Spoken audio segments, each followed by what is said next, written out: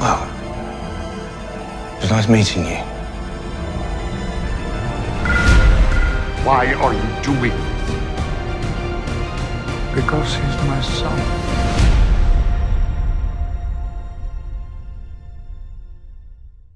Season 3, the final season, episode 2, Disengage. Disengage. Yeah. The first episode title was The Next Generation. Everyone lost their collective minds when that came up. The titles are important.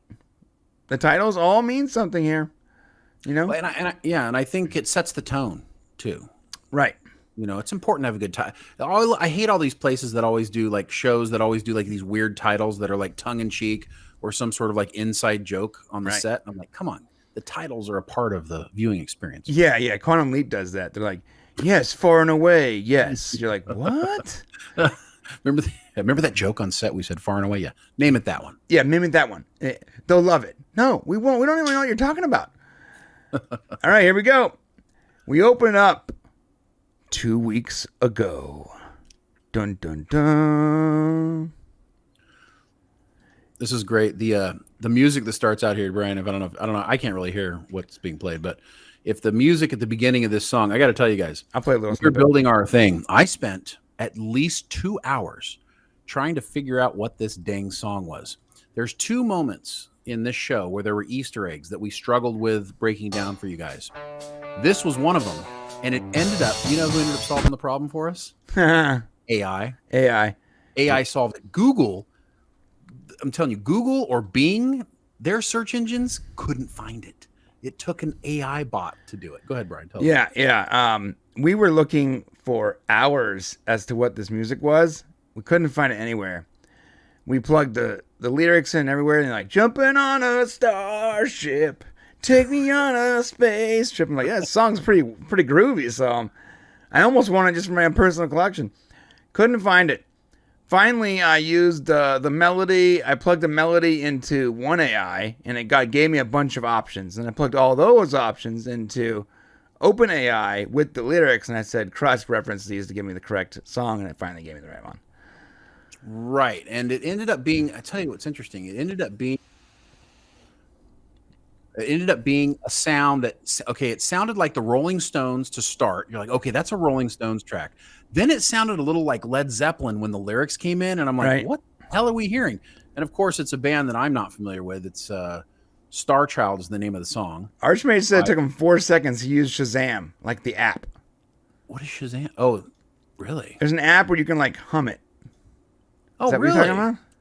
Listen, man, my tech skills are not good. Brian, though, should have known that, so I'm disappointed in him. Well, I'm disappointed in myself. If it took 4 seconds, jeez. 4 seconds. Anyways, it took a long time. I'm calling like 60-year-old people who like lived in this era, like were rocking this music, and they're like, I have no idea what it is. Anyways, it ends up being Star Child by, it looks like, from Clovis to California, I guess is the name of the. I thought it was from Baby. The album was from Clovis to California. Oh, I see. Which is interesting because now the song lyrics, if you look at the song lyrics, it talks about a star child, right? And what do we learn this episode, guys? Well, I guess we'll get to it, but we learn there's a star child in this episode, right? Yeah. First off, at least Archmages, I was on the right, direction. This guy Shane was calling his buddies that survived World War II, and I'm at least I plugged in AI. Use your resources, man. Yeah, I didn't even know Shazam. I remember Shazam from like early 2010s, but I didn't know it still worked. To be honest, it was a great movie. Yeah, it's all good. There's an app. I know. And we got a super chat from Polaris Sucks. Just found you guys. Love the channel. We love you, Polaris. Thanks, man. Thanks, Polaris. Yeah, we will bring you as best as we can. Yes. Okay. Rock and roll. All right, so yeah, we get to that song, and then here we go. We got Jack Crusher. It's 2 weeks earlier. He's dropping off some, he's in the Helios, dropping off medical supplies to, I forgot the planet. The planet, I looked up the planet. It really wasn't that important. There's like a Delta Quadrant planet with the same name, but they're obviously not in the Delta Quadrant, so. Gotcha. Yeah, he's dropping it off, and Fenris, the Rangers show up. The Rangers want to investigate his cargo, make sure he's not smuggling weapons or something, right? That's right. He needs the Starfleet code, but he doesn't have it. Hey, I thought the Rangers were supposed to be like good guys. I don't know if they're good guys or bad guys. They're kind of like somewhere in the middle, a little bit of both. They're on the edge. I know that the Fenris Rangers weren't loved by the Federation, so. Yeah, okay. This guy clearly has some skin issues. He can use some Neutrogena, perhaps. Noxzema would be great. Yeah, something. Some kind of maybe balm, perhaps. I don't know. You figure they do better skin grafting in the future. Right. Like too many firefights. All right, so he's delivering medical supplies, and he's got to bribe these guys and be like, "Hey, here's some Romulan ale. Here's some weapons." I like the way he did it. I actually, it's super classy, and it just shows a lot about Jack's character. Like, he sees the Romulan, he's like, "What's this?" And he's like, "Romulan ale," and he's like, "Oh, medicinal. Yes, it's good for cleaning up wounds and blah blah blah." And he's like, "Are you trying to bribe me?" He's like, "No. If I were going to bribe you, I'd bribe you with this." And he lifts up the lid, and it's weapons. Right. So I love the Han Solo-ness of this character. Yeah, he's a scoundrel. Yeah, he's a scoundrel. He's a scoundrel with a heart. A heart of gold. Yeah. It was great. This whole interaction was great. And that's my first upvote for me. Jack. I forgot we're upvoting. Jack Crusher. I mean, the other stuff was okay, but it wasn't like upvote worthy in my opinion. This was upvote worthy. Yeah, I want to upvote the Jack's attitude. Cool. I got you. All right, now we're present day. So what we learn is, real quick, in that scene, is that Fenris Ranger contacts somebody and says, "We found him." Yeah. So he says, "Reach out to the marked woman," which I find interesting. The marked woman. The marked woman. We found him. Right, and I have a feeling we're going to run into her this episode. Yeah, I believe so. And now it's present day. We're back on the Helios with Jean-Luc Picard, William T. Riker, and the newly minted Jack Crusher, and they are in a little bit of a pickle because the Shrike is outside and it wants in. And it wants in. It's way too big to get inside. Also, Beverly is in a medical chamber and power is quickly failing. So time is of the essence here. So they're trying to get Beverly on the shuttle and back to the Titan before the Shrike comes a-calling. But the Shrike's like the big bad wolf, trying to blow down the house. Yeah, it's pretty impressive. I mean, just the size difference, and I keep thinking of it as like prey. Like it's just like a little rabbit. It's gonna knock it around. Right. Okay. I like this. This is coming up here. I'm not sure exactly. Oh no, so it's after this part. One of the reasons the Helios was having problems was that they had been too close to the nebula for too long, and it fried their systems. Right. So that was why they couldn't really maneuver anymore. Something to do with the nebula. So yeah, nebula troubles. Right. A lot of troubles in nebulas. If I was ever in a starship, I would stay away from nebulas. I'll tell you that right now. Makes sense. I mean, it's gaseous. It's always a bad thing. Yeah. It's where stars are born. So yeah. Okay, so they recognize that where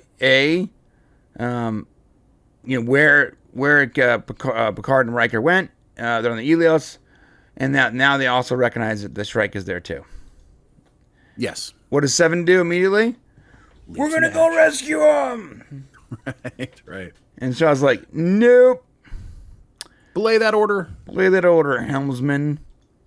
He doesn't want to put the lives of 500 crew members at risk, and they can see that they're outgunned. They already know that they're outgunned by the other ship.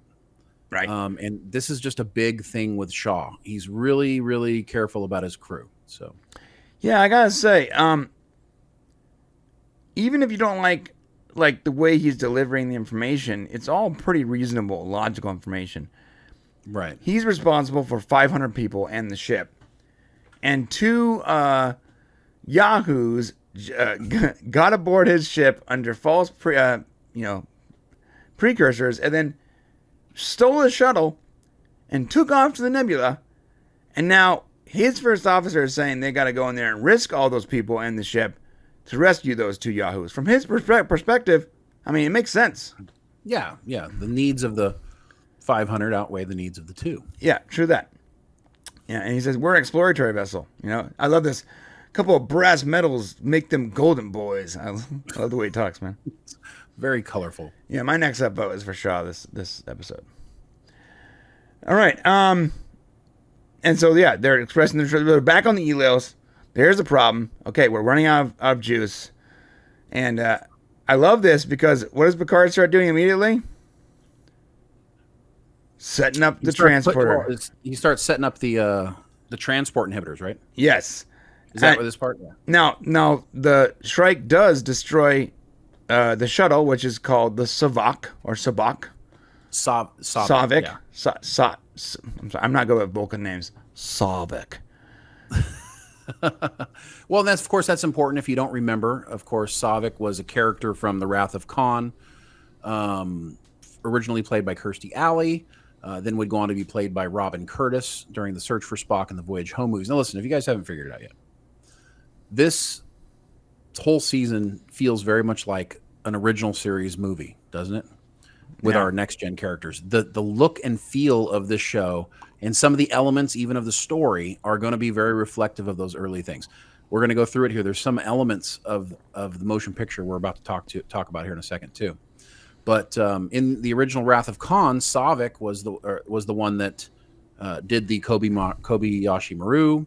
She ends up being the one to basically help Spock get back to his as a child, eventually all that stuff that happens. That's Savik's character. So it's important. And the Federation has honored her. And you got to remember, Savik was, I think, the second Vulcan that we saw in the Federation in Starfleet. Yeah. So you got TOS, you got Spock, and I'm trying to think back. I can't think of anybody else. And I think Savik was the next Vulcan we see. Main character, right? Like a character who's important enough to be. She was the first to Paul. Information. Well, yeah, we know she was actually first, but the first one we see. Yeah, first one for me. Kirstie was so gorgeous back then, and then with the Vulcaneers, I was like, oh, okay, all right. Well, T'Pol was never in Starfleet though. No, that's true. Yeah. So yeah. Yeah, I wonder how that worked. Oh yeah, because it was way before. Yeah, that makes sense. Yeah, but she was great, and and that's a reference to her, so that's cool. Now, but that scene ends. I'm sorry. So that scene ends.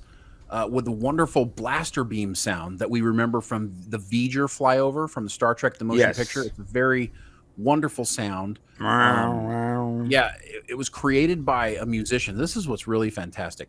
The musician's name is Craig Huxley. Okay, and he was a child star who actually played Kirk's nephew in the original series. Oh, he would go on not to be an actor, but would then get into music, and then ended up coming up with this sound that we've heard in science fiction. It was invented by this guy. Oh, it's super rad. Yeah. And then now we are on Metalis, the planet Metalis, with Rafi, and she's stressing out because she wasn't able to stop that weapon from being used last episode. I'm getting feels of old Rafi from season 2. Yeah, a little bit. Where when what's his name, Elnor died, and she just couldn't pull herself back together.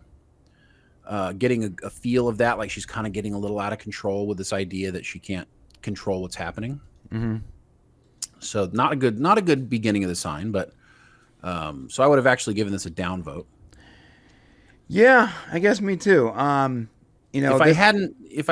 course, I hadn't seen the whole thing. Right. We have to judge everything based on this episode. That's right. Yeah. So that way the upvotes make sense when they come. Yeah. We've seen everything. We know that she gets better, but judging on this episode alone, this does feel like old Rafi, and it doesn't feel good. But we understand why she needs to go here. She needs to go there here in this episode in order to get where she's going later on. Right, but the big problem in previous Star Trek shows is that they will hang in this moment. They will hang in this despair and this frustration as long as they can until you feel sick to your stomach and you're just tired of watching it. And you're like, this doesn't feel like Star Trek to me. Right. And they get really close. They're like, but just in time, we start switching over to the handler. So what ends up happening next? So she starts arguing with the handler. The handler's like, no, disengage.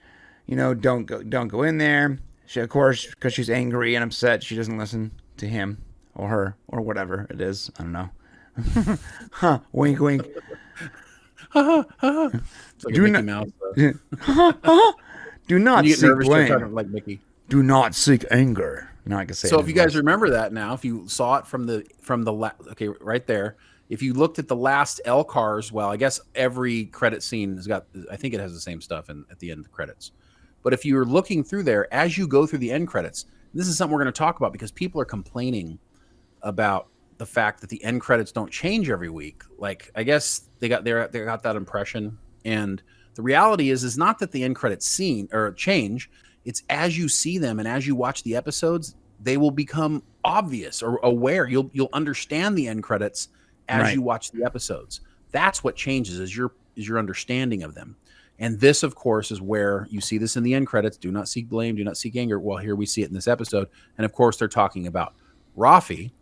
And this will become more clear as we get into further episodes. Yeah, that's really well said.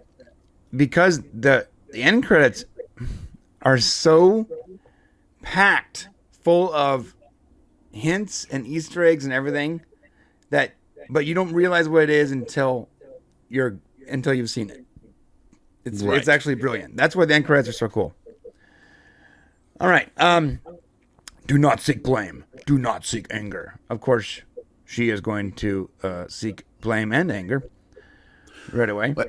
Yeah, and so Starfleet's basically determined that, okay, they got their person. It's Laroque Toluco, and he's a Romulan. He's a bad guy, and this is who they believe actually fired the weapon and destroyed the Starfleet recruitment facility. So now they don't want him to investigate anymore. But Rafi's like, no, something's not right here. Yeah, I mean, good. She has a good point, though. Like, why would this guy just arbitrarily blow up a random building? Right. And so this guy, Sneed, who's a Ferengi, apparently confirmed, Toluco is the person who destroyed it. He came out and put that word out, basically. And so now everybody believes him. So you know what's really funny? There was... Do you guys remember that Simpson episode where it said, I think it was Sneed's Feed and Seed? Sneed's Feed and Seed. It was like a business. And it said Sneed's Feed and Seed, formerly Chuck's. And that was like an adult joke because kids don't understand that they're not looking at the insides of that joke. But when you spell it out, Sneed's Feed and Sneed, formerly Chuck's, blink and blank. And so every time I see Sneed now, every time I've seen this episode, I remember that one Sneed's Feed and Seed. It drives me nuts, man. Yeah, she's not supposed to go, but of course, she's going to. She's not listening. This is the Rafi from last season right here. The one who has a problem holding it together. Me angry. Joe Cronin for $10. My review is Man Parts Engorged. This was a pretty cool episode. Yes. Thank you, man Joe. parts were equally as engorged, friend. That's all we're going to say about that. All right. All right, and that's it for now. We're back on the Titan. This is a great mic drop moment. Seven goes in one more time to report that that Picard is under fire. They obviously have seen that the shuttlecraft's been destroyed, and now she's here basically to come back one more time and try to convince Shaw to do something about it. But Shaw continues to be hard-headed about it and doesn't want to do it, and she leaves him with a wonderful mic drop moment. She basically tells him, let's see here. You could be the hero that saved heroes, or you can let two legends die, or something like that, right? Yeah, something like that. I like her words because her words are like really good, and for some reason my Microsoft doesn't want to keep moving. Yeah, you could be the hero who saved heroes, or you can be remembered for being the captain who let two legends die. Two legends die, and then she like walked away. It's like, oh dang, you know? I mean, yeah, it's pretty bold statement. I love it. Back on the Helios, they're setting up their transport inhibitors. So this is the transport inhibitor section. Right. It wasn't the last one. So I want to upvote Rafi's. I'm sorry. I want to upvote Seven's speech to Shaw. Okay.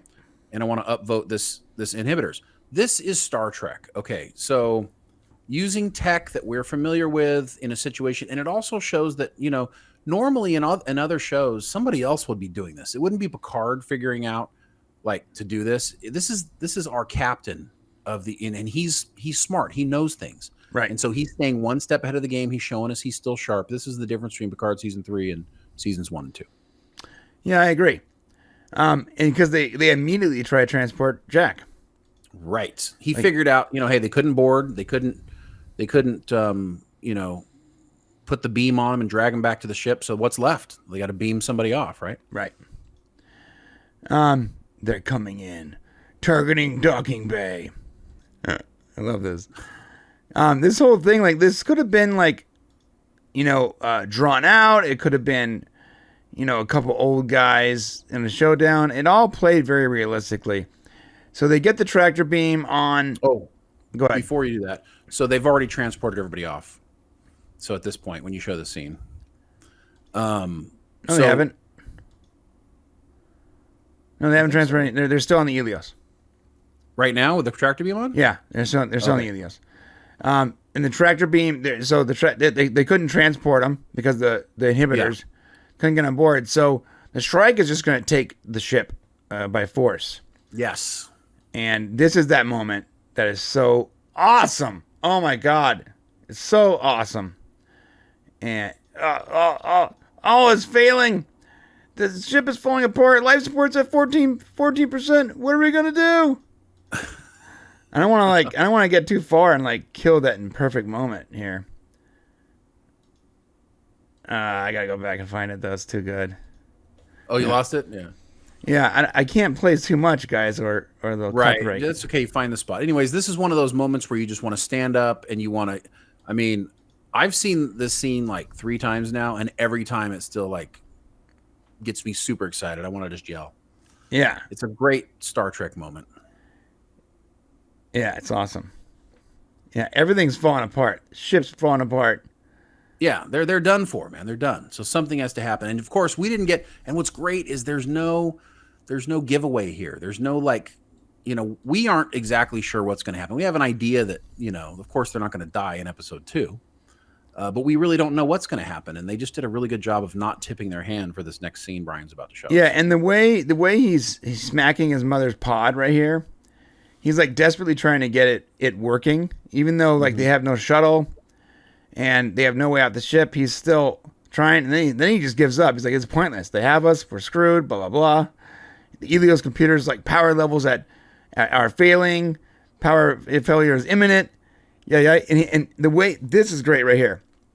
And I can only play so much because it's so dramatic that if I play too much, I'll get game banged. But he looks at Picard and he goes, it was nice meeting you. Like, yeah. Like he just met him for the first time, but this is a really sincere expression, and this is like a tale for later. It was nice meeting you. Really well said. I think you captured that moment great. And a lot of people, they're going to be lost on that. It happens quick. You look at the expression on his face. It's foreshadowing. Boom! The Titan comes in. Look at that. I mean, there's this moment when, like, I don't know if the rest of you feel it, but there's something that I get in moments like this in movies where the guy who you don't think is going to do anything but can do something does it. Right. They come around to your side, and they're like, and there's this rush of feeling of like, it's actually an emotional feeling. It's a feeling of like, that person made a sacrifice or changed to save someone else. And it's just a really great human feeling. And that's the moment I got here. I love this. So. And the Titan looks so badass. I mean, knowing the Titan is outmatched, right? This is Star Trek, guys. This is Star Trek right there. This is Star Trek. That's what I'm talking about. Yeah, it's beautiful. It comes in, breaks and immediately starts to try to transport over the people on the Helios, except for they can't because the inhibitors, right? Well, I think it's great because they give Jack a moment here, showing how smart he is. Right. And so he's like, oh, the inhibitors. He's the one who figures it out. And then, of course, they get transported. And you're right. We were talking about this earlier. Look, I don't want to keep harping on this, but like if this was like Picard season 1, they would have just transported him out. Right. We would have forgotten about the inhibitors, and later on, you and I'd be like, that's a bunch of crap. What about the inhibitors? Yeah, it would have been a downvote. Would have been like, well, downvote that because the inhibitors are still going. They don't. I mean, they could have at least showed them disabling them or whatever.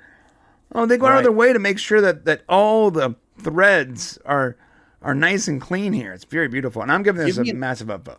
It really is. Give me an upvote for the Titan coming in and saving the day. And then give me an upvote for them not pulling a season 1, season 2 plot hole. Okay, that's fair. And yeah, they say try now, and of course they're beamed aboard. Immediately secures on them because that's the way Shaw rolls. Yeah, it's the way Shaw rolls. Yeah, it's the punch in the air moment. Yeah, it's like yeah, oh yeah. And then we're back with, and this is actually a downvote for me. Only knowing this episode, and I'm not taking my knowledge of the next 8 episodes into account here, but it's a downvote for me because every time we went to Rafi's planet, every single time, I was like, "Can we go back to the Titan? Like, can we just get back to the Titan? Like, I don't want to be here with Rafi anymore." Well, that's because you're not convinced that Rafi's better. Right. You're kind of, and this is a reflection of seasons 1 and 2. That's why you feel this way. Right. And plus the stuff happening on the Titan just feels more Star Trek anyways. Right. So, and that's why I'm giving it a downvote. I know that it plays. I know it works eventually, but this episode, based on only what I know right this moment, it's a downvote. Yeah. And you know what? Someone said in the chat, I think it was Jeremy actually. He said it's real convenient that her ex-husband or baby daddy or whatever just happens to live on Metalis Prime. Well, I will say this. There's a few different werereasons, and we're going to talk about complaints after this, but specifically to this point. So it's very expensive building sets, number one. So creating him to be in a whole different scenario would be weird. Plus, here's the thing. He was as much into drugs as she was back in the day. So he's the one who went clean and she didn't. Okay. So the other thing is this is where Sneed is. He's also on Metalis Prime. So all these elements tie together. If you would have had them meet someplace else, it would have been way more expensive to do. And his backstory ties into the situation. He's now an art guy. He was here originally. So, I mean, why not have him call her? Why not have her call him on comms instead of me? I mean, yes, you could, but she's already, I don't know. That's a good point. I guess they want to show that she's operating in this area. Sure. You know, they've spent a lot of money on this set. There's no reason. His story ties into it. I mean, you can nitpick the crap out of a lot of things, but let's remind everybody of one thing. We're still making a TV show here. Sure. We're going to talk later about how come they didn't just quickly do a DNA test on Jack to find out he was Picard's, blah, blah, blah. But let me tell you something. That would have ruined everything. Oh, well, there's I'm sorry. Someone said like there's a lot of that going around right DNA now. So test. They're in the middle of the shift from like beginning to end. There's no time for any of that. They immediately lock the guy up. So whatever. We're going to talk about that afterwards. Well, that's a dumb complaint. I'm saying that if you can solve the problem of everything being so connected just by making a phone call, that's it. I don't necessarily think so. I mean, I don't know. It gave a little more personal touch. They're face to face. His backstory connects with this world. He has connections to this world. Right. I don't see why. I mean, maybe she was assigned to Metalis because of her previous infractions.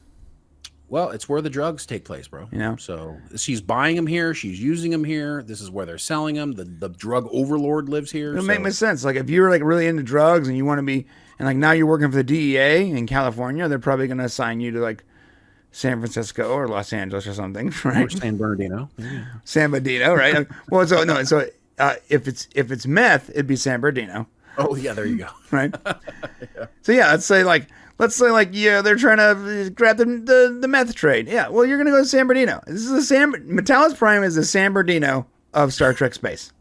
There you go. But it's always night here, so yeah. Anyways, so she goes and she's like, "Look, I need to meet with Sneed," and this guy gets real personal real quick.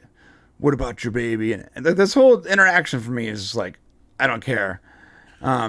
It's because it's a pullover from Picard season 1. Right. It's a backstory for Rafi So her ex-husband Jay here, he thought she wanted to meet so she could talk about reconnecting with her son.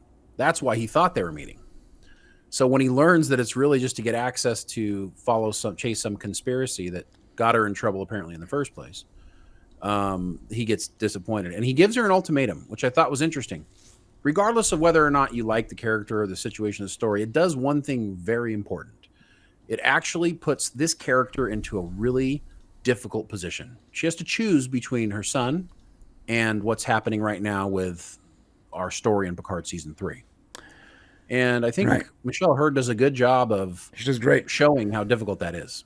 And unlike previous seasons, she makes the decision that a Starfleet officer would have made, and not what the previous Rafi would have made. The previous Rafi would have forgotten the mission. Okay, let's be real.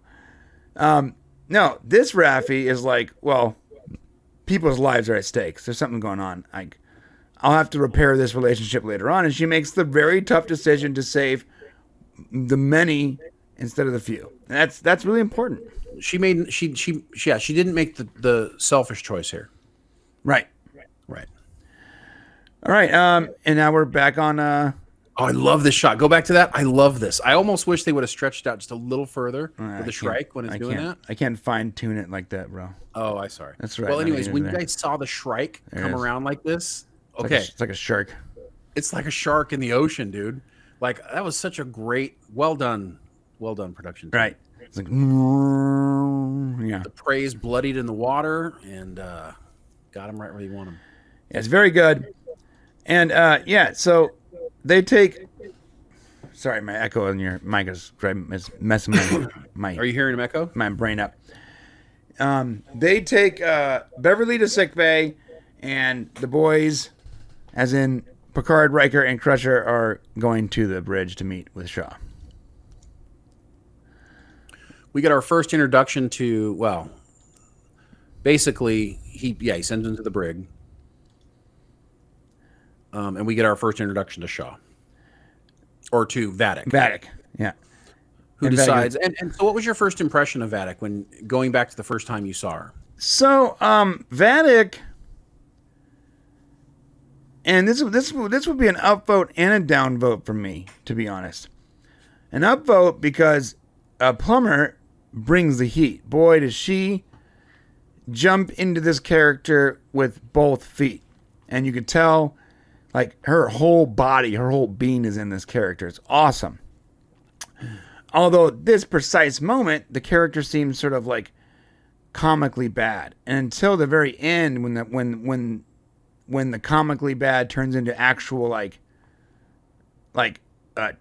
terror, is when it's believable. But at this moment, before she's actually proven that she has no issue with killing everyone, it just seems sort of like a cartoonish villain. And then when she actually starts going, and later on, when she goes through with her threats, and that laugh at the end, that's when I start to buy it more. But right at this moment, it seems a little bit cartoonish. Well, it's tough. I mean, it's tough for lady villains, I would say, because you don't have that physical imposing thing that you get with a lot of male villains right away. So you almost need a little bit of time to figure this out. In the beginning, you're kind of like, wow, she's like, she's really not taking this very seriously. And you think, okay, well, that may not be very cool. Right. But you learn very quickly that that's not the case. Right. But it definitely starts off that way. And it's because Plummer is a genius. She just goes all in. And you can see it in her face. She's like, she doesn't look scary in the beginning. Yeah, not right away. No. Right. She doesn't look threatening yet. Well, they tried to make her look threatening with her look. Right. But it's hard to do that with a diminutive stature. Well, also the marked lady. Plus, there's things that like you just don't know yet. But like, this villain's terrifying. Like she's terrifying. Yeah, she gets there for sure. Oh yeah. And I don't even know if the crew here is, except for Shaw, is fully taking it seriously. They're like addressing her as if she's not sitting there with the most badass ship ever seen. Yeah. And, think they and think what's that clearly there's a still- mental disorder, you know? Well, they think that there's still a way out of this because they don't really understand the situation either. Right. It isn't. I mean, it should give something away when she calls out Shaw and she's like, "Oh, Captain Shaw," and she hints that he remains functional considering his, or she's surprised he remains functional considering his Starfleet psychological profile. Well, how the hell does she know his Starfleet psychological profile? That's a good point, Shane. Holy crap. I didn't think about that. And Shaw knows, obviously he knows the truth, and the look on his face is like, oh crap. Yeah, that's not good. Right. Yeah, what's funny is another thing. Remember, the shuttle, sorry to go back to this, but the shuttle was the Savak, right? Am I saying that right? The shuttle was Savick? Savak, yeah. Savick, whatever. Savick, yes. Yeah, she's like famous for doing the Kobayashi Maru on screen. Mm-hmm. Yeah. And this is Well, sort, yeah. and they're gonna start to learn here that they're sort of in a situation that is sort of like that. It's almost like, how do you get out of it? Interesting connection, I think. More foreshadowing. Yeah. Picard takes charge of the situation right away. So he's the one who asks what she wants. And it's nice because this is, listen, Rios would have been the guy in seasons 1 and 2 or season 2, 1 and 2 that would have spoke first on his ship and not Picard. Picard took a back seat. In this one, Shaw is in charge, but there's moments here when you see like Picard can't help himself. He's Captain/Admiral Picard, period. Right. And that's who this character is. And if he's on a bridge, he's going to have a hard time taking a back seat. Yeah. Now, this is a pretty gangster moment, too, when she goes, I'll lower my shields so that you can scan my ship. And when they start reading off, like, the inventory of weapons they have, it's, like, insane. It's, like, 40 isolytic burst warheads. Yeah, the list wasn't even done, and Shaw's like, yeah, I get it. And we get it. 88 plasma torpedoes. 88. Right. Like, one is enough, right? Right. It just goes on as 236 photon torpedoes. Jesus. Yeah, Vatic here reveals that she wants Jack Crusher, and then she says she will have him. And this is the first time I've ever seen this. 18 antimatter missiles. I've never seen that in Star Trek. I've never seen an antimatter missile. That's rad. I'm sure they're out there. We just probably aren't familiar with it. Yeah, maybe not. And someone said, yeah, she's smoking. On screen, there's a smoker. When was the last time we saw a smoker as a villain? No one ever smokes anymore. Smoking is too bad. How dare you smoke? It's funny, they do still sell cigarettes out there or cigars. So, they needed to have elements that kind of made her just different. And I think that adds a nice little touch to it. Yeah. No, I love that. She smokes it well. She smokes it like she knows how to do it. Yeah, 20 unicorn narwhal sidewinders. Anyways. Are photon torpedoes antimatter missiles? No, that's not correct. A photon torpedo is not an antimatter missile. No. Those are two different things. I'm not going to go deep into that stuff because I don't know. I don't think it is. Well, they also talk about there's a weapon loaded in the primary position, which means that's like the position like right in the front where they can utilize it the most, and they don't know what the weapon is. It's unknown technology.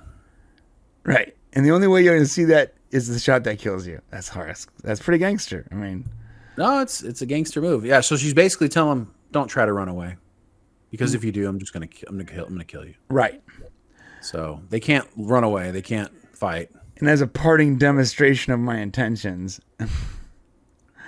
she just casually throws a starship at them. Guys, this is something. I mean, this shocked me so much when I'm like, wait a second. Yeah. I don't think we've ever seen this in Star Trek before. Have you seen that? Yeah, I don't think it was. I can't remember ever seeing that before. There was an episode where I think Wesley Crusher used like a deflector to move a ship or something like that, but nothing like this. Yeah. We've seen kinetic weapons, right? Let me see if I can show it. This is one of those other moments where you're like, boom. No way. Just tosses it at him. And then like he says, shields up, evasive maneuvers. Evasive maneuvers. How are you gonna dodge that, bro? You're not. No, you're not. You're just hoping that the shields hold well enough, and the shields barely hold up enough to. I mean, she just threw a ship at them. No, it totally it wreaks havoc on the Titan. All I can say is I just kept saying, I want more. Give us more. More of this. No, the tractor beam is not the primary weapon, John. It's not. Yeah, the primary weapon is the... No, don't say nothing. You almost said it. Yeah, we already saw it, though, right? No. Nobody knows what it is yet. Don't say a thing. Okay. Episode... Why? Okay, so give me an upvote there for that, please, because that was fantastic. One more question. Why in Star Trek don't they use kinetic weapons more often? Everyone's so adapted to shields. Why not start throwing things at people? Well, maybe they haven't. Well, okay, I'll tell you why. Because it costs a lot of money to do it. That's why. And that's because it costs a bunch of money to animate that. It's expensive to start throwing starships at starships. Brother. It's a lot cheaper to show like a beam of light bouncing off a shield than to like summon to throw an asteroid at you. Right. Yes. Much. I mean, because like it seems like the ships of the future are not very adapted to like kinetic weapons. Almost like,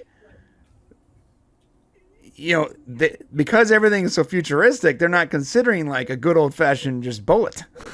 You know, you got to be close enough, I think, to like do that though, because then they can maneuver. That's true. There was this book I read. I think it was by Reeves and Garfield, or whatever. One of those, the famous Star Trek writers, and it was about the Titan actually, and they were defending some like world, and in that book, the bad guys were like launching with like some kind of like kinetic javelins at starships, and they had no defense. So when I saw this here, and I remember reading that when I was younger and thinking how cool that is, I was very pleasantly surprised. Yeah, I mean, you know what I love about it? It makes sense. Like if you have the ability to stretch the science and technology in Star Trek so that it makes sense, like trying to get through the mycelial network. Okay, that's like a creation. It doesn't make a lot of sense to me. But when you create something that we see, hey, we're familiar with tractor beams. We're familiar with ships being held. Okay, why not a tractor beam where you could throw that sucker wherever you wanted to? Okay, I mean, that logic reaches me. So yeah, are torpedoes kinetic weapons? That's what Yorkshire said. I don't know. I mean, anything you throw, I guess you're technically throwing, combusting a weapon towards someone. I guess this, regardless of whatever it is, it's definitely not a ship. That's true. Yeah, it's a lot different than a ship. All right. So Shaw's like, yeah, we need to give her Jack right now. Yeah, Jack's going to her ship. Like she gives him an hour, and she gives him an hour to make up their mind, which is a typical villain ploy. Yeah, so much for Shaw's no blowing up or crashing into anything. Right, that's a really good point. So they're giving an hour, and of course Picard and Riker, talk Shaw into using the time to learn as much as they can from Jack. Yeah, and this is when he's about to throw him in the brig because he comes in with all of his aliases. Yes, yeah, and if you run through those aliases, this is actually that second moment. So we didn't notice it the first time around, but one of his aliases is James Cole, which is the one of the actors from 12 Monkeys, one of the main characters. Yeah, Jack Canby, John Carson, and James Cole. James Cole is the 12 Monkeys. But then he says something here that's interesting. Yes. So he says, Shaw says, and my personal favorite, Jarlath Carvel. Carvel, right. And we spent, this is no joke, guys. We spent so much time on the internet. We searched up. There's no, by the way, just in case you're wondering, no human being has ever been named Jarlath Carvel. Right. Because Google says, yeah, sorry, there are no search terms for that. Yeah. We looked everywhere. So how did you figure it out, Brian? So not only did Google, every search engine gave me nothing. And then I used ChatGPT to do a historical search for the name Jarlath Carvel. Turned up nothing. By the way. Right. I looked for So it needed context. I kept giving it smugglers, pirates, of course, Star Trek. I gave it every reference I can possibly give it. Jack Crusher. At one point, I was like, well, this name in relation to Jack Crusher. And it was like, I don't know what you're talking about. Like, listen, we haven't seen the episode yet, buddy. Okay. Yeah. So it was driving me nuts because there's no way this name could not exist.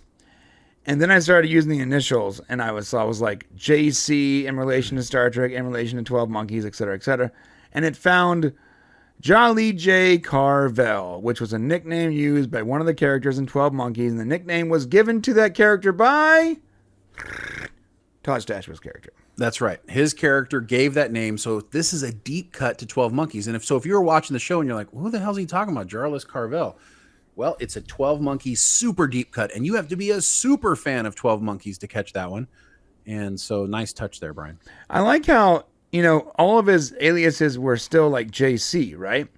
Right. So this deep cut is it's sort of like, I guess you can call it fan service, but it's not really fan service because it's so deep. For who? For 12 Monkeys fans? Yeah. For the 3 people that remember this one reference, I don't know. Let me tell you, it's pure fun. That's all it's just fun. Yeah, it's not fan service. It's fun service. It didn't matter. It's fun service. Yeah. Super chat from Kenneth LaRoque here. Ken, thank you so much. $50 super chat. You're the Holy man. moly, dude. Thank you. Reminds me of a TIE interceptor. Oh, from Star Wars. Yeah. That's cool. That's a cool reference. Thanks, Ken. Yeah, thank you, Ken. Thank you, man. Yeah, so I love this too because it's like at any moment, what is a reference? It's almost like every episode has like all these little puzzles in it. It's really cool. Yeah, it's kind of fun trying to figure them out. And I had to use the combined powers of 3 different AIs to find this one reference.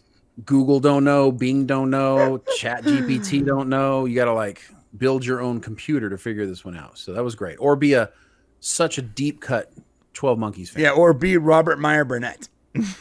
or be Robert Meyer Burnett, who knows. And Imagine it, Matt. I bet you if we asked, hey man, who is Jarvis Carvel? I would be like, oh yeah, so this character played by this person on this episode of this date, released on this time.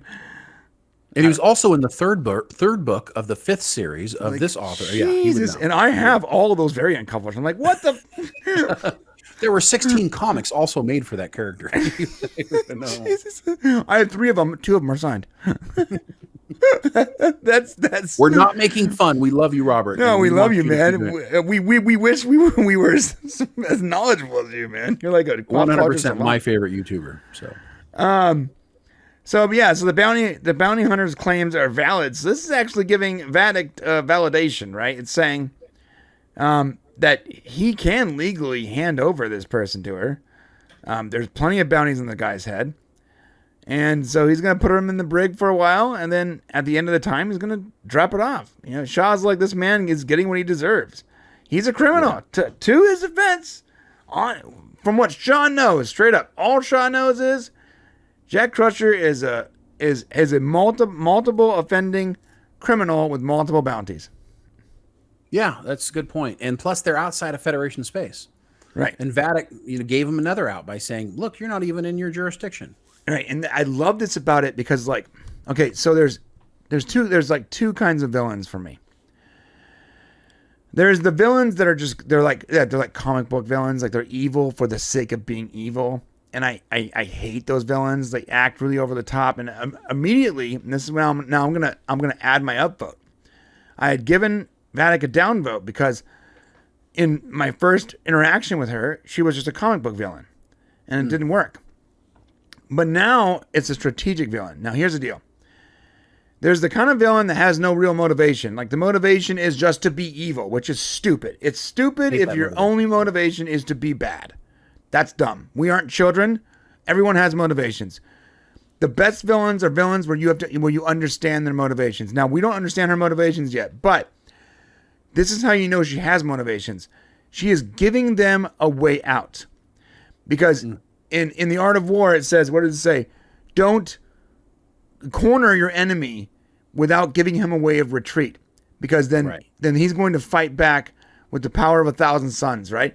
Mm-hmm, you need, if you want to win a war or a battle, You got to give your enemy a way to limp away, right? If you aren't prepared to land that blow. The fact that she gives him all these outs where he can legally get out of this situation and not be the hero here. And everyone wins from his perspective, from her perspective. Only Jack doesn't win. This is how you know right here that Vatic has a motivation. She's not just, I'm bad, I want vengeance. Because if she's wanted vengeance, she would have just killed him. There's a motivation here that we aren't aware of yet, and she gave him multiple outs to get there.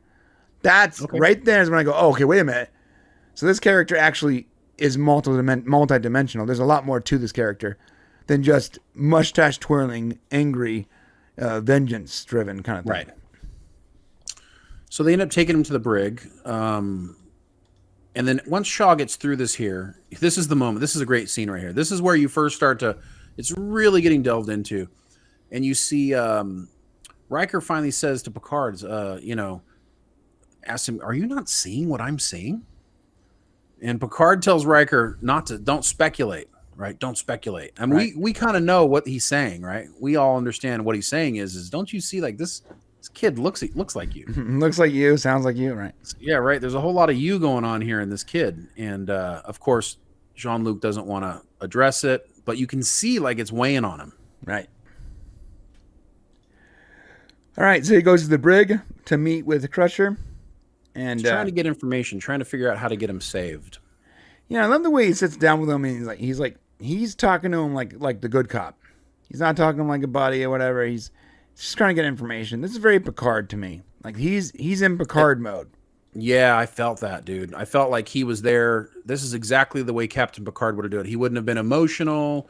He would have just been kind of like matter of fact about it. You know, right. That's what we love about Picard.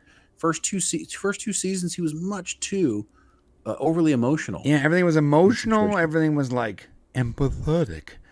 I mean, despite the fact in this moment, he is wrestling with the realization that this is probably his kid. Now you got to remember, he's sitting here thinking, "This is probably my kid." He doesn't know yet. Yeah, he's not 100% right. But Riker said it. Everybody said it. He doesn't know, but he definitely is feeling it. Okay, he's like thinking it. Well, as you can see, it's already on screen here. So he's asking him questions. You can tell it's on his mind, and it's stressing him the hell out. But he's not showing it. He's not showing that stress. We love that about this. It's Star Trek right there. But he can't help at the end because he's getting frustrated that he just finally, damn it, blurts it out, right? Who's your father? I never had one. Who's your father? You know, it just kind of comes out of nowhere, right? And then he also comes out of nowhere, you know? Ed Spalier is such a great actor, man. These actors sell this scene, man. They sell this scene so well. It's great, well done, good acting, good Star Trek. Yeah, and the thing is, like, upvote for me, please. Yeah, same here. When you guys go back, when this is all done, and you've all had a chance to see it all, and you can go back and visit other episodes, you're gonna see how well that these people did in these acting. It wasn't just in the moment. See, this show is not, it's a linear story, but everything is being told in a way that's not so linear, and it's really quite beautiful. All right. So, you know, you can see he doesn't want to talk about it no more. You know, he also says right after that is over, he says, look, just give me to her, turn me over to Vatic. If that will give my mom a future, then just send me over to her. Right. Which is establishing Jack's morality right away. Right. And of course, Jean-Luc's like, you need to go to trial. I'm not just going to let you turn you over. Right. Yeah. Yeah. That's a, what did Riker say? That's not, that's a guillotine or whatever. Oh, the ship was a guillotine. Right. He's just sent him to his death. Right. And we're back on, Terry Planet, Metellus. And we get our first look at Sneed. I mean, so I'm looking at this Romulan. He's got this Ferengi. He's got tattoos on his head. I mean, it's a good looking Ferengi. He looks like a underworld crime boss, I guess. You know what I like about this, Shane? He looks like a Ferengi. Yeah. Not a hybrid, not a Ferengi-like species. No, he's Ferengi. Yeah, well said. 100%. That's a Ferengi. There's no ifs, ands, or buts about it. That's a Ferengi. Well, give me an upvote for getting us to a Ferengi. I like it. And if you don't know who this Ferengi is, well, we had a little hint just a couple scenes ago. This is James Cole from 12 Monkeys. Yeah. The same actor. And played by Aaron Stanford. And he got his little part here. Listen, Terry Matalas, he's got his writers from 12 Monkeys who came over and helped do Picard. Now he's got some actors and some key roles. I mean, why not? When you got a family and you do something so great together, why wouldn't you bring good actors and good people over with you to play these little roles? Yeah, exactly. That's right there. If you already, I love this about Terry, you already have all these people that you trust, that are proven, that work well with you, that work well in general, that work well together. Why not work with them? Bring them over. I love that. And there's more coming up, I'm assuming. You're so funny. You always make me laugh. So she's there to meet Sneed, and she's trying to get more information. She says she works for, what was his name? Toluco? It reminded me of that Breaking Bad character. Oh, yeah. Well, I think that's Taruko, right? Or something like that. Yeah, Taruko or something like that. Yeah.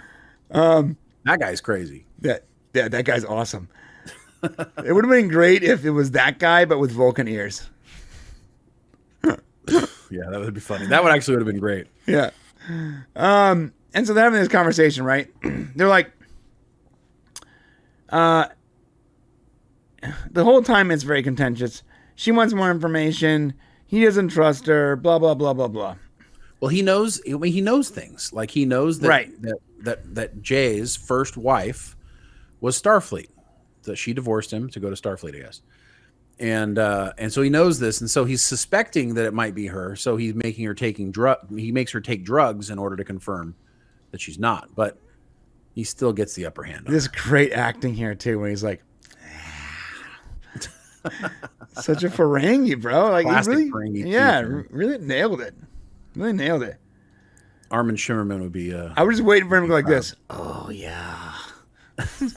No, that's what she needed to do, was reach over to his lobes. Yeah, right? you should have reached over, get some lobe action going on, man. You smell like Starfleet. So take these drugs, and so she does. She takes the drugs. Uh-oh. Pretty good reaction to the drugs too. She looks kind of scary, almost like that movie Smile. Did you see that movie Smile? Oh yeah, that movie was creepy. Yeah, she's got that look. I like what he says here. It takes an old addict to fight it this hard. That's cool, because she was an addict. Yeah. Now what's funny is he knows she's lying. Because right? he has Toluco's head. Because he has the head of the guy she's talking about. So that's just like, oh dang, this Ferengi's bad. He's badass. Yeah, the whole time she's in there lying to him. He knows she's lying the whole time. That's wild. But he gets her money first. This is so great. He waits to call her on it until he has her stuff. Yeah, he's a true Ferengi. Gets her money first. Right. The rules of acquisition run deep in his blood. Yes, they run very deep. The second rule of acquisition. So she immediately stabs him, because that's what he basically says, take her out and kill her. Right. And this is the moment. Another awesome moment, boys and girls. Yeah, it's when you see that Kurleth come out. I can't. There's no way for me to. There's no way for me to actually get to that point. But yeah, go ahead, sir. No, you see. Obviously, you realize it's Worf. You don't have a really good look at him right away. You just see these henchmen being taken down. Right. Then you see it's Worf. And then he chops off. That's great. He just chops off Sneed's head. Right, and kills him. Yeah. That's something else we're going to talk about afterwards, about people complaining about. But we're going to cue pacifism. You're right. Cue the pacifism music. Also, we get the Vulcan, or the Klingon warbird song, like the Bird of Prey. Yeah. We get the music for that here before he gives his line, which I thought was cool. What does he say? I told you, do not engage. so that we learn he's her handler. He's her handler. And I know there's a lot of people that had that theory. Yeah, if you watch this show, you found out last episode that that was the case. Here's the deal. Okay. I'm new to this whole keeping a secret thing, so I'm having a hard time with it. I can't show you this, but I have a piece of paper right here with a ton of notes of not what to talk about, but what not to talk about. Don't say this. Yeah. I'm not joking. I literally have like 14 things about this episode that I can't mention. I will say we've done way better than other people. True that. And I'm telling you right now, there are people out there who've only seen 6 episodes of this show, and they're giving shit away. And I'll tell you right now, it is not cool. I pulled up something this morning and went, come on, man. Is that really? I'm not going to tell you guys what it is because I don't want to ruin it for you, but somebody put out something, a relatively big news channel, YouTube, all that stuff, put it out. And it's just not cool that they're trying to capitalize on the fact that they know something. And I don't know. I don't like it. We know things, but we're not teasing those things or trying to get you there. We're not trying to get your clicks because we know stuff. We're just enjoying the show with you guys. What drives me most nuts is that those people have been getting screeners of all the Star Trek shows for years. And they've been and they pull that stuff all the time. And we're not ever going to pull that stuff, but this might be, I don't know how much access we're going to get in the future because we're really honest. Yeah, well, I will say that Captain April here mentioned that you were a warrior. It was a giveaway. So, that's now, true. Granted, the first time we watched it, we kind of watched it all the way through. So I didn't catch that the first time. I didn't get the Worf vibes from the handler initially. When he said when the handler said you are a warrior, I gotta be honest. My first thought was, oh, that's Worf. But then, because my monkey brain doesn't work all the time that good, I was like, wait a minute, it's a female voice. Oh yeah, I'm so stupid. Right. I was like, in my mind, I'm like, wait, that sounds like Worf. I'm like, no, it's a female voice. I didn't even think about the fact that it could be any voice. I was just, I'm sitting there in the moment, watching this whole thing, and I'm flabbergasted at our ability to watch this that I'm not even putting the pieces together. But right when it says you are a warrior, I'm like, that's a Worf thing to say. But then I just stopped. My brain just sort of stopped right there because right. Well, then you moved on because you didn't get a couple weeks to think about it. So that's the thing is we went boom, boom, and we went right into and it just kind of happened. So, and then you go, oh, okay, that makes sense. So all of you guys who figured it out, congratulations. That was good. I love this too. First rule of acquisition: once you have their money, never give it back. Never give it back. That's right. Yeah, that's rad. Don't lose your head over it. Oh, that's not a rule. Oh, all right. back on the Titan. Captain Shaw's having a hard day. Time's running out for Jack, baby. He is being accosted. Look at him. He looks like it. He's being accosted on both sides by Picard and Riker. Right. And he was waking up, remember, early from his nap. He still has not taken a full night's sleep. He's not having a good time. He never wanted these people on board in the first place. Someone knows his psyche, Val. From Starfleet, who's threatening in his ship. I mean, he's just not doing well. Yeah, that's not good. It's not good. Excuse me. It's so funny the way he acts out. He's like, oh God. He's such a good actor. He's so angry the whole time.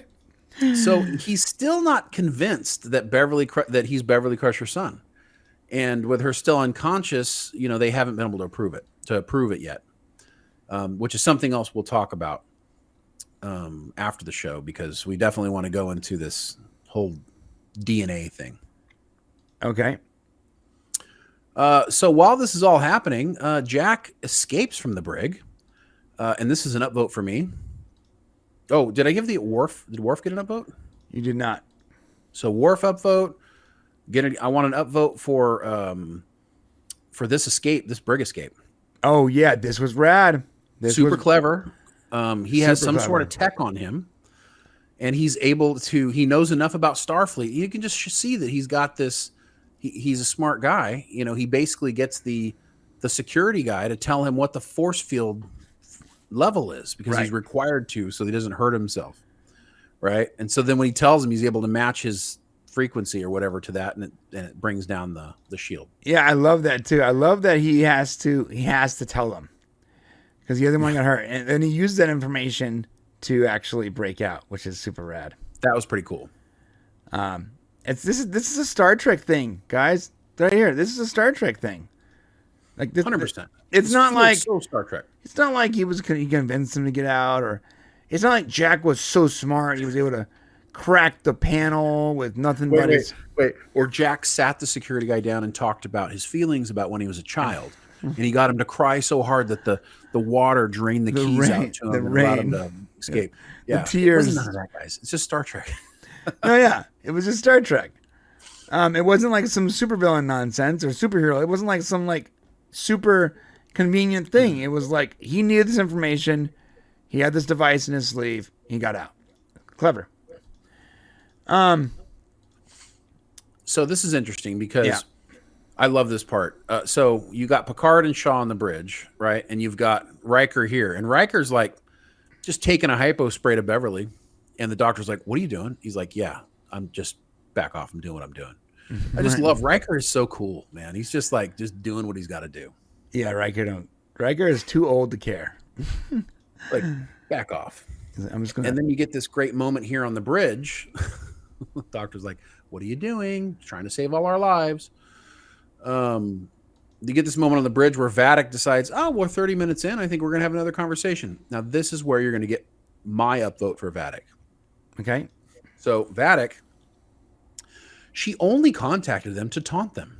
Right. That was it. She just contacted them to scare them a little bit.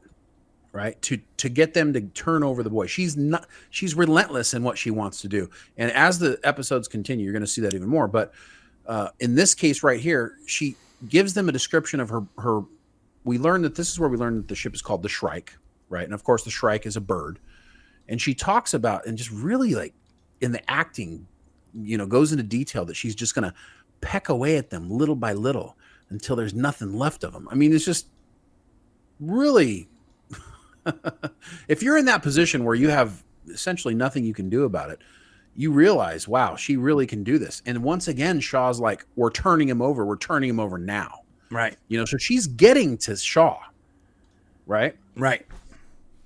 Yeah, I love that. Like remember though, she's still giving him plenty of outs. Well, like just turn over the boy. Yeah. Yeah. Turn over the boy, but also. He's not doing anything that he's not allowed to do. And she's not like attacking his ship right away. She's not rushing it.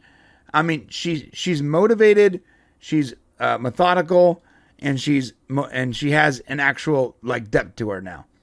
And as it goes on, you find more and more depth to this character.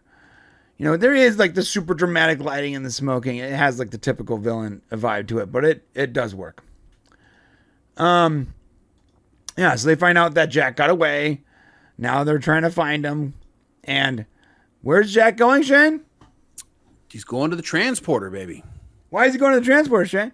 Because he's trying to get off this ship and give himself up so he can save his mom. He's trying to make the decision for Shaw. He's trying to make it easier on everyone, and he's just going to give himself up. He's going to save the ship, save his mom, save the day. This is what a hero does. Yeah. Yep. This is the moment when we learn, and I think this is when everything gets really intense here at the last moment. So he's like, yeah, unlock that thing. Let him go, right? Shaw's like, sure, no problem. He wants to go over there. Let him go. So in the end, Shaw still realizes like his whole goal, he's definitely going to turn him over. He's not convinced of anything, that there's a reason, to keep the kid. He's following the line of reasoning Vatic's given him. And now we get this moment. Right. Yes. Riker brings Beverly onto the bridge. So far. Yes. Yeah. Best moment. I agree. We finally get to see Beverly up. Go ahead. Yeah. Riker brings Beverly onto the bridge of the ship. And there's this moment. They don't even say a word. They just look at each other. There's no words. Look at the look on Gates McFadden there. Look at the look that she's giving him right? And where that emotion has to come from. I mean, it's like 30 years of knowing somebody, right? And she's, obviously ill. She's not doing well. She looks at him. He looks at her, and the look on his face is, oh my God, I get it. It goes back and forth, I think, twice. You see that? He closes his eyes like, oh my God, it's true. Oh my God. Like, Right. There's so many things here, like how, when, why, how come I didn't know? Like all those things happening in his head at one time. Right. But he doesn't have that time to function and to figure that out. He just kind of gives this look. It's great. There's no words, and then he immediately takes charge. Yeah. The boy's going nowhere. He shuts everything down. He takes control of the situation, orders the bridge crew around, and then Shaw's like, what are you doing? Yeah, he's like, belay that. Admiral is taking charge, and he just completely takes over. And the captain's like, no. Shaw first says, what are you doing? Like, what do you think you're doing? Right. And he's like, he's my son. And that's when we get it. We finally get the words. He's my son. He's like, oh, God damn it. okay. Because that's when Shaw realizes that. Well, he can't. Well, I think Shaw, and this is where we get the first vestiges. Now, we got a little bit of Shaw's character when he allowed the Titan to go rescue the Ilios, right, to break in, and he made that sacrifice. So we got a little bit of you, but now we really get it. When push comes to shove, when we get to the nuts and bolts of the situation, Shaw is going to be loyal to these Starfleet legends. Right. Yeah. And I think once he has all the information, the reason he says, oh, God damn it, is he's like, okay, now I have to do the hard thing. Right. It's the right thing to do. Son. Yeah. Right. It's, now it's, yeah. And he believes it. He doesn't say, give me a DNA test. He doesn't say, no way. He just, because in his soul, he's as much Starfleet as these guys are. He wants to be the legend that they are in his own way. Sure. Yeah. And so he puts his hand on Shaw's shoulder. It's a part that I think gets missed. And there's this resignation by Shaw that, in for a pound and, in for a penny, in for a pound. So they're all in now. And even Picard orders the ship to fire. Right. Right. And the Shrike. And this is the scariest part of the whole thing. I want 2 upvotes. I want an upvote for the display to Beverly, the look. I want an upvote for Shaw, actually, because of the way he responded, appropriate. And then my last upvote is Vatic's laugh. Well, yeah, I got this thing too. When Shaw says they're gonna want to fight, and Picard says they're gonna have to find us first. That was a really cool line. That was a cool line, yeah. And then I just love that, like, they're firing everything they got at the Shrike, and Vatic's laughing. Right. Like, zero effect, nothing.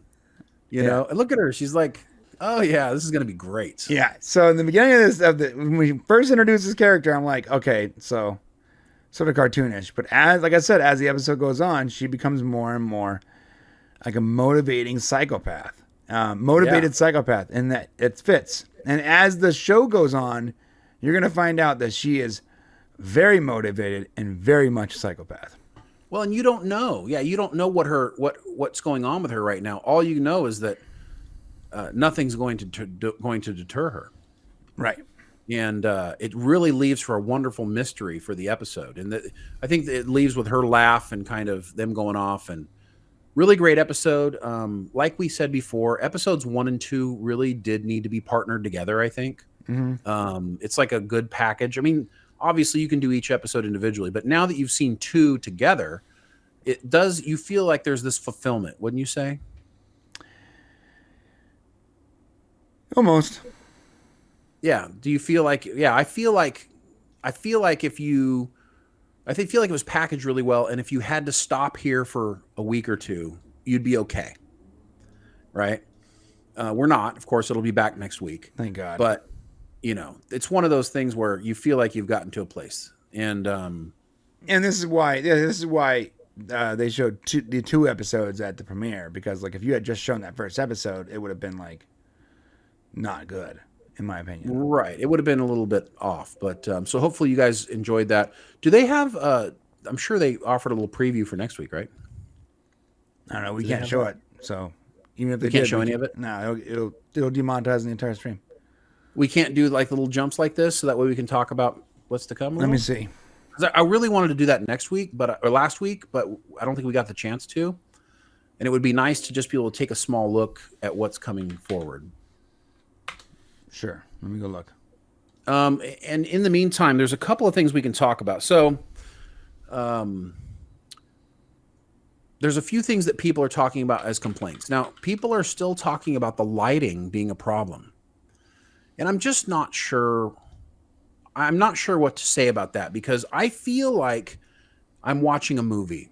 You know, the original series movies, they had dark bridges as well. So I'm not sure why everybody's so concerned about that. I didn't have a problem watching it on my TV. So it almost feels to me almost like it's just like something to hold on to so that you don't like the show. I don't understand it. You have to realize that the 90s lighting is not coming back. It's the way it was shot then. Okay, this is more cinematic. It doesn't feel like I can't see things. Like I see everything that needs to be seen. Is there anything in this shot, Brian, that you're not seeing? Like, do you feel like you're missing something because of the darkness? I don't think I'm missing anything. That's the thing, is like, if you're going to complain about the darkness, then complain because like it's Game of Thrones. You can't see what's happening in the action. Oh yeah, yeah. That was a problem. Yeah, that was a massive problem. That made no sense. No. Everything is visible here, completely visible. I think people are complaining because they expect, like, the old TNG days where the bridge is like lit up with all kinds of fill lights. Those days are gone, guys. I mean, like, yeah, that's not the way TV is made anymore. Yeah. And what's important about a TV show, anyways? Is the characters and the story important, and the fact that you can see what's happening, or is it the way it's lit? Like, really, when push comes to shove, what's the most important thing? I mean, the criticism, like the logic of a bridge being dark like that. I get that logic. Same when you watch like CSI Las Vegas, you're like, why is everything so dark? Yeah, right. And it's supposed to be clandestine. Yeah, in like an actual traditional, like, cop, detective, investigative place, it would be well lit, but like not on TV shows. It's dramatic. It'd be interesting. It's like cinematic, It's cinematic. It'd be interesting if you went back to the medical bay scene. I know you can't pull it up necessarily right now, but when Riker's giving the hypo spray, I wonder what the lighting is like in there. I didn't pay close attention to that. It's not as bright as the medical bay and Voyager, that's for sure. It never will be. It's really important to note the way sets were lit back then are totally different than now. I mean, unless you go for the entire thing to look like that, that's just not the way it's done. One of the other complaints that we've heard was that why didn't they test Jack's DNA for his mom right away? And do it. But why would you right away test DNA? Well, now I get the thought because Shaw doesn't necessarily believe he's Beverly's son. But why? Right? Why would Shaw not believe that? Because he was a bunch of aliases. But also, why would it even matter? Like, bottom line, even Beverly's son or not, he's still a criminal. But if he's the son of a Starfleet, a retired Starfleet person or an important person, then you may not give him up. I don't know. I do know this is that everything happened at breakneck pace. Like, they went from the transporter to the bridge, and then the second they figured out that he was a criminal, they took him to the brig. Like, they didn't have time to scan him for anything. They're reacting to this vessel that gave them an hour to hand this person over before they destroy him. Well, they had an hour. One hour. They probably could have done it. But here's the thing. I would argue that's not the point. The way we learn that he's, Picard's son and Beverly's son is much more dramatic, interesting, and better for the story. So we got to remember we're telling a story here. You can easily figure things out in 5 minutes. It always frustrates the hell out of me when we make a video and somebody leaves a comment and said, oh, well, you could have told us all that in 30 seconds. I'm like, well, wouldn't have been a very good video if you got it in 30 seconds, would it? I mean, yeah. Do you want a news site, or do you want some drama and some entertainment? Are you on YouTube or TikTok, bro? Well, that's my point. Every time I see a comment like that, I'm like, why are you here? If you're expecting like a 30-second answer to something, this is not like a DIY channel. Well, the point that's of my point of our videos are to entertain and to educate. Right? So entertainment is the point, and that's the point of the show is entertainment. So anybody who complains that you didn't get the faster, shorter answer on something in a Star Trek show, all I would say is allow there to be some creativity. Well, that's not really that's not what Star Trek is, though. Star Trek is not like that either. That's not again. You're awesome. Star Trek is not the quickest possible answer. It walks you through the steps, man. The whole point of it is like making you think. It's contemplative. That's the point of Star Trek. That is true. It should make you think. The other thing you should really consider is that, when you're watching a show like this, is to allow yourself just to get lost in the story. The great thing about Picard season 3 is that you're not having to worry about plot points not fitting, devices, holes. You're not worrying about all those things because they've done such a good job of not doing it, and that's what actually causes you to fall out of the story. There's a wonderful quote by J.R.R. Tolkien. I don't have it in front of me, but essentially he talks about when somebody's watching a story and they're invested in it and they're all in on it, the moment you do something to take them out of that, then the magic is removed. The magic is gone. So in Picard seasons 1 and 2, there were so many things that happened, whether it was, the ice stuff or dealing with real world problems we have today that was being injected into Star Trek that brought you out of the story. The cool thing about Picard season 3 is there's no reason for you to come out of it. You're in and it's enveloping you. There's nothing that's causing you to have to, have the magic be broken. So, so that was something else people. So allow a little bit of the drama and not worry about stuff like that. Yeah, I agree. My thing with the DNA test too is I don't think I agree. I don't think. Have we ever seen a Star Trek that just immediately start DNA testing everyone the second they come on board? Like, I don't know. That doesn't seem very dramatic to me whatsoever. And I guess that's an option, but like the space is moving so quickly. I didn't even consider DNA testing. Like right. One of the other things that people complained about was Vatic giving an hour. Why would she give them an hour to decide? That's a typical bad guy trope. No, it's not. That's the art of war. Straight up. You are giving them the ability to get out of the situation on their own. You're giving them a retreat that works for them. So she gets what they want, what she wants, and they get what they want to live.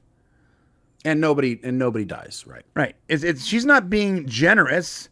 This is actual strategy. This is because she's not a comic book villain. If she was a comic book villain, she would just start blowing them up until she got what she wanted. She needs Jack for some reason. She wants him, so she's not going to blow the whole ship up. So she needs to give them time to figure out what they need to figure out to come to the conclusion that they're going to give Jack up amicably. It is a tactful, giving your enemy a tactful retreat. That's what it is. So, and that's really good storytelling. So if you're creating a story and you can make something that you're using to move the story forward, so you need time, right? So you need time to talk to Jack. You just got over the Titan. So Terry Matalas and his team, they need time to have discussions, to break down the story and figure out what's going on. So a lot of times writers will just create a situation and then not give you any reasonable reason why they would do it, right? So knowing Vatic's, and Brian broke it down exactly, knowing this art of war strategy, giving the hour makes sense. So if there's no reason for the hour, then yeah, people are like, well, but if you stop and think about it, what are her other options? She can board the ship. She can't destroy the Titan because she wants Jack, right? She can't beam him off. She can't tractor beam that big of a ship. Right. All she can do is board that vessel. She can either give them an hour or she can board the vessel, and boarding the vessel means she's going to lose her own people. She's going to lose her own people, right? And there's also the chance that maybe Jack gets killed, right? During the fire exchange. Yes. Yeah. There's reasons why this works and makes sense. It gives us a chance to tell a story over an hour, but it also lets the bad guy, it explains the reasoning for it. So it's not just a mustache twirling, I'm going to give you an hour or you all die. I agree with Archmage. She should have said 1 Earth hour. I agree. Well, she did earlier say, I believe it's afternoon in the Sol system. Right. Something like that, Yeah. right? All right, So, this is the only. No, people, please don't do the whole time thing. Like, how do they know what time it is in space? Just stop, okay? Listen, we're still telling a story on a TV show. We're not actually in space, you know. I have the only teaser I can find because you took me off guard. I don't know which one I need to show you. If there was one at the end of Paramount Plus's show, No, well, so there's never one at the end of those things. But I did find, Really? yeah, but I did find a promo called 17 Seconds. And this looks legit. And yeah, this is definitely legit. This is for next season. Oh, okay. That is next episode. And it's a quick 48 seconds of. It looks like Vatic is chasing the Titan deeper into the nebula, and everyone looks very pensive. Yeah, it looks like there's some stuff going on. That's about it. That's the only promo. So does it show anything? That's all it shows, man. Did it show anything happening between the ships at all? No, it's a whole speech of her like hunting them in the nebula. Okay, so that's what it's going to be about. And Terry has already kind of given this whole like Hunt for Red October or Hunt for Red October. If you guys know that movie, then you'll know kind of probably what's coming a little bit. And oh no, it was Crimson something, right? Crimson Tide is one, but Hunt for Red October is also the other one they talked about, and that's because that's more of, is he going to do his crazy Ivan to the left or to the right? Yeah. Remember? I think Picard is going to channel Sean Connery. We are just out of sonar range. Maybe. But the excitement has just begun. This was a really good episode. There are 8 more to go, and I would argue that most of them are just as good as this one was. And it's going to be fun. Yeah, it's going to be great. And so it looks like our average score here is I gave 7. You were much kinder at 12. And what's the average there? I'm bad at math. 9.5. 9.5. So this episode gets a 9.5, everybody, which is pretty damn good. It's great. And we'll, All right. see what happens with Rafi coming up. Yeah, we're going to skip more of Rafi. I can tell you this. If I gave upvotes and downvotes based on what I know, my score would have been much higher. But I am trying to be realistic to only what I am able to witness and review this episode, which makes it a little harder, but a little more honest too, I think, too. And that way you guys will be able to follow along. Like next week, I believe next week, or I think the following week is probably one of my favorite episodes, but we'll see. I don't remember exactly which one's which, but it's going to be great. You guys don't miss out on this. So if you guys are enjoying the show, and you're enjoying Picard season 3, and you want more Picard season 3 made by Terry Matalas, and you want this whole feeling of Star Trek and the way you're getting it, then we encourage you to go over and sign the petition that we've created over at terrytrek.com. And, so we've right now, I think we have, 849 signatures. We haven't really advertised it much. The whole goal of this thing right here is to just raise awareness that we want more Star Trek made by Terry Matalas. Yeah. So far, there's no confirmations that he's doing anything moving forward. And we want to just make sure that all the executives that over at Paramount, Alex Kurtzman, everybody working over there that has any decision-making power need to know how badly fans want this type of Star Trek moving forward in the future. We've got a great opportunity. Picard season 3 is ending, and we've got a new show that has to happen. Why not let that be a Terry Matalas-led show moving Star Trek forward in this timeline?